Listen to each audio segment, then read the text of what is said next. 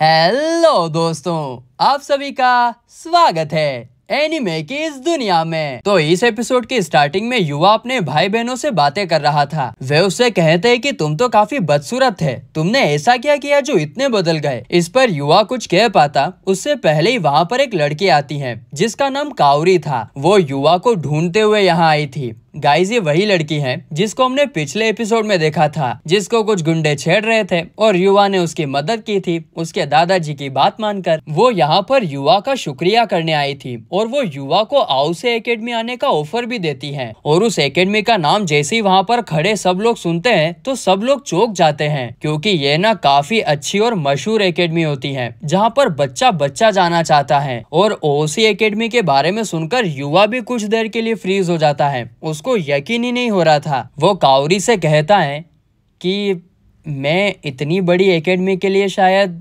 Suitable नहीं हूँ, मैं वहाँ पर क्या कर पाऊंगा। तो वहीं युवा के भाई बहन उसकी बात को बीच में काटकर कहते हैं कि हम युवा की जगह एकेडमी ज्वाइन कर सकते हैं, हम पढ़ाई और खेल में दोनों में काफी अच्छे हैं, ये तो किसी काम का ही नहीं है, हमें रख लो हमें रख लो। पर कावरी को ये बात बिल्कुल अच्छी नहीं लगती और वो उन दोनों को फटकार लगाते हुए कहती है कि मैं उस इंसान को एकेडमी में ज्वाइन नहीं करने दूंगी जो युवा जैसे अच्छे इंसान की बेइज्जती करता है। मैं तुम दोनों के कारनामों के बारे में सब जानती हूँ, तुम लोगों ने युवा को कितना परेशान किया है मुझे सब पता है। और दोस्तों, इससे रिवील होता है कि इधर आने से पहले काउरी ने युवा और उसके भाई बहनों के बारे में ऑलरेडी छानबीन कर ली है। आगे काउरी का असिस्टेंट बताता है कि काउरी आउसे एकेडमी के चेयरमैन की बेटी है और जब उसके फादर को इस बारे में पता चला कि कैसे युवा ने काउरी को बचाया था तो उन्होंने युवा का शुक्रिया अदा करने के लिए युवा को एकेडमी ज्वाइन करने का ऑफर दिया है। जिसके बाद काउरी युवा से कहती है कि हमारे साथ अभी चलो, मैं तुम्हें एकेडमी दिखाना चाहती हूँ। अब पहले तो युवा थोड़ा घबरा जाता है क्योंकि इतने लो लेवल के एकेडमी से एकदम इतने हाई लेवल की एकेडमी में जाना, लेकिन फिर जब काउरी युवा का हाथ पकड़ कर ले जाती है तो उसमें हिम्मत आती है और वो मान जाता है। इसके बाद हमें एकेडमी दिखाई जाती है जो काफी बड़ी और रॉयल होती है। युवा तो उसको देखता ही रह जाता है। वहाँ पर सारे के सारे बच्चे किसी न किसी एक्टिविटी को लेकर बहुत एक्टिव थे। इसके बाद युवा काउरी के फादर से मिलता है और वे उसका शुक्रिया अदा करते हैं, पर युवा कहता है कि मैंने ऐसा कुछ खास तो नहीं किया है। जिस पर काउरी कहती है कि डैड, वहाँ पर और भी लोग खड़े थे लेकिन सिर्फ युवा ने ही मेरी मदद की। लेकिन फिर भी युवा को तो इनसिक्योरिटीज आ रही थी, उसे लग रहा था कि वो ये स्कूल ज्वाइन करने के लायक बिल्कुल भी नहीं है। तो फिर काउरी के फादर उसको समझाते हैं कि तुम्हें खुद को कम नहीं समझना चाहिए और जीवन में अलग अलग चुनौतियों का सामना करना चाहिए। और वैसे भी इस स्कूल में टैलेंट से ज्यादा कैरेक्टर को देखा जाता है और तुम्हारा कैरेक्टर काफी स्ट्रॉन्ग है और इसीलिए मैं चाहता हूँ कि तुम हमारा स्कूल ज्वाइन करो और इस तरह से मैं तुम्हारा शुक्रिया अदा कर पाऊंगा। वो ये भी कहते हैं कि क्यों ना तुम एक दिन इस स्कूल में ही गुजार कर देख लो, शायद तुम्हें पसंद आ जाए। तभी वहाँ पर एक ले टीचर आती है जिन्हें काउरी के फादर ने ही बुलाया था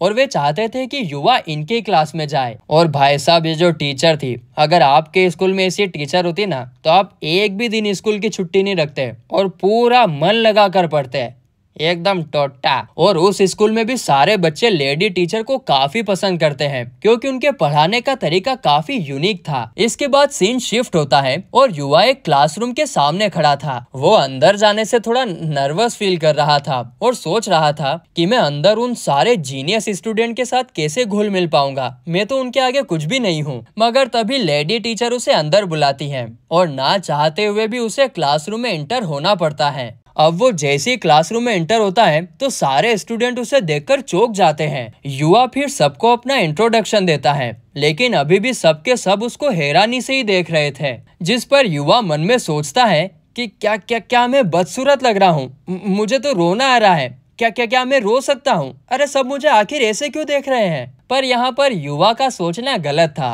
क्योंकि सारी लड़कियां कह रही थी, यार ये कितना क्यूट और हैंडसम है, ये तो कोई मॉडल है क्या। इसके बाद युवा बेंच पर आकर बैठ जाता है तो वहीं कायरो युवा के बारे में ही सोच रही थी कि आखिर युवा सबसे घुल मिल पाया होगा या नहीं, या फिर उसका कोई दोस्त बना होगा या नहीं। ओ, बड़ी फिक्र हो रही है, नहीं मतलब चक्कर क्या है। तो वहीं दूसरी तरफ क्लास के सभी स्टूडेंट युवा को घेर लेते हैं और उस पर सवालों की बारिश कर देते हैं। तुम कौन से स्कूल में हो? तुम्हारी कोई गर्लफ्रेंड है क्या तुम कोई मॉडल हो? अरे सवाल का जवाब दो तो। अरे तुम कुछ बोल क्यों नहीं रहे हो? जिसे सुनकर युवा बेचारा घबरा जाता है और वो नर्वस भी हो जाता है, क्योंकि वो तो एकदम से इतनी हाई लेवल की एकेडमी में आ गया था और इतने सारे सवाल। तभी वहाँ पर एक कूल लड़का आता है, इसका नाम रायू था। वो सबसे कहता है, गाइस युवा अभी नया है, इसलिए तुम सब उसको नर्वस मत करो, सब यहाँ से जाओ। फिर रायू युवा को अपना इंट्रोडक्शन देता है और कहता है कि मैं कैफेटेरिया जा रहा हूँ, क्या तुम भी मेरे साथ आना चाहोगे?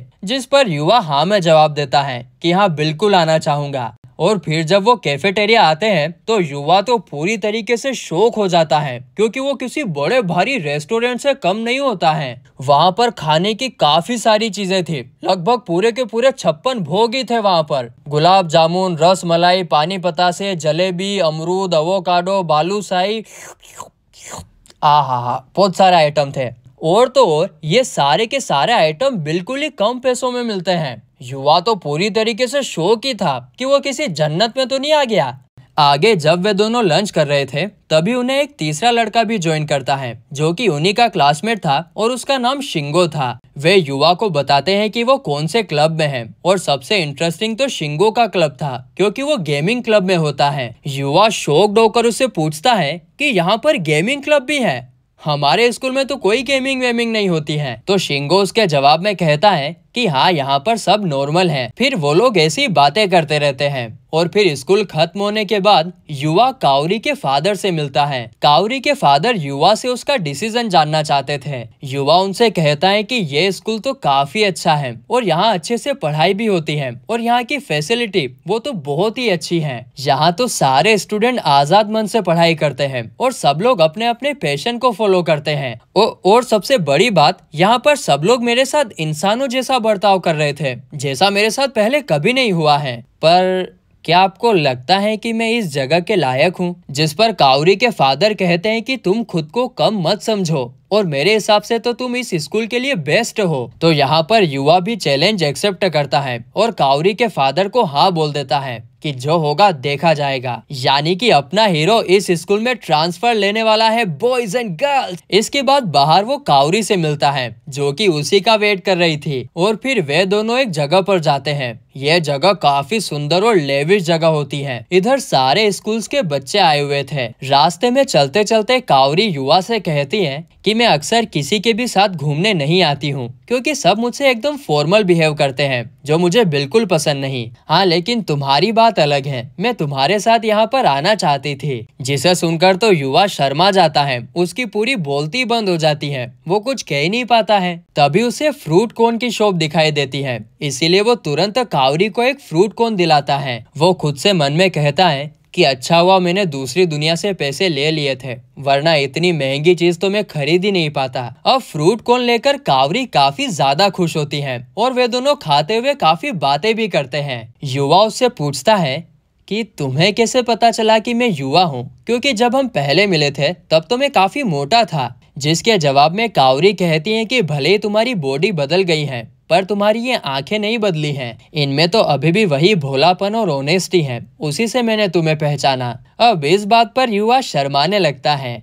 गोरी शर्माई आए हाय हाय। फिर थोड़ी देर बाद कावरी उसको अजीब तरीके से घूरने लगती है। तो युवा पूछता है कि क्या हुआ, आप मुझे ऐसे क्यों घूर रही हैं? क्या मेरे चेहरे पर कुछ लगा हुआ है? कावरी कहती है कि मुझे लगा था कि हम दोस्त बन गए हैं, पर मैं तो गलत थी। तुम मुझसे इतनी फॉर्मली बात क्यों कर रहे हो? मुझे कावरी बुलाओ, हम अब दोस्त हैं। तो अपनी गोरी शर्माते हुए कहती है ठीक है कावरी। जिसे सुनकर कावरी बहुत खुश हो जाती है और उसे अपने फ्रूट कोन में से बाइट लेने के लिए कहती है। जिसे सुनकर युवा तो काफी एम्बेरस हो जाता है, क्योंकि कहाँ तो लड़कियां उसके पास भी नहीं आती थी और कहाँ ये बाइट लेने की बोल रही हैं। वाह वाह वाह क्या बात। इसके अलावा वहाँ पर सब लोग उन्हीं को देख रहे थे और सब उन दोनों को क्यूट भी बोलते हैं, क्योंकि वो सच में काफी क्यूट लग रहे थे। लेकिन इतना होने के बाद भी वो कावरी को मना नहीं करता है, क्योंकि उसको बुरा लग जाए तो, इसीलिए वो एक बाइट ले लेता है। तो इधर कावरी को भी रियलाइज होता है कि उसने तो गलती कर दी, अब सब लोग उनके बारे में गलत सोचेंगे कि ये बेटा ये कुछ तो चल रहा है, कुछ तो चक्कर है इन दोनों के बीच में बाबू भैया। अब काउरी ने अपने इसमें से एक बाइट खिलाई थी तो युवा भी अपने इसमें से एक बाइट खिलाता है और वे दोनों सच में काफी क्यूट लग रहे थे। यहाँ से सीन शिफ्ट होता है और अगले सीन में हमें दिखाया जाता है कि रात को युवा फिर से दूसरी दुनिया में जाता है। इधर फिर वो एक मॉन्स्टर से लड़ता है जिससे उसका लेवल धीरे धीरे बढ़ रहा होता है, पर उसको ना काफी कम पॉइंट्स मिल रहे थे। तो युवा सोचता है कि मुझे ना इस घर के कंपाउंड से बाहर जाना चाहिए, वहाँ पर और भी ताकतवर मॉन्स्टर मिलेंगे जिससे मेरा लेवल और भी तेजी से बढ़ेगा। और इसीलिए फिर वो अपने एरिया से बाहर कदम रखता है। टिंग टिंग टिंग टिश, अजीमो शाम शहिंशाह,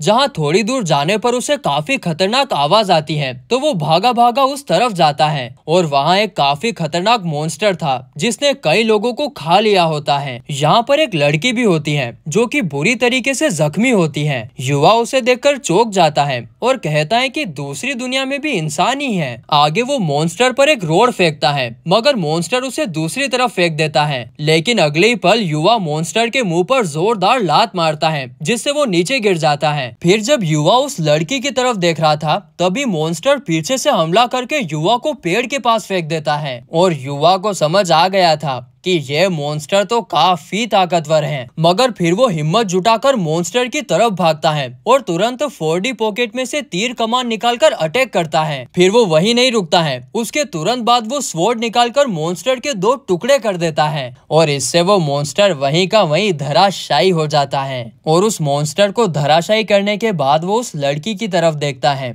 जो कि कमजोरी के चलते बेहोश हो जाती है। आगे क्या करना है युवा इसके बारे में सोच ही रहा था कि तभी उसे नाइट्स के आने की आवाज आती है और इसीलिए वो तुरंत इनविजिबल हो जाता है। तभी वहाँ पर उस लड़की के नाइट्स आते हैं और उस लड़की को सही सलामत देखकर काफी खुश होते हैं। अब ये नाइट्स कौन है, ये लड़की कौन है, ये तो हमें अगले एपिसोड में ही पता चलेगा, क्योंकि ये एपिसोड तो यहीं पर खत्म होता है।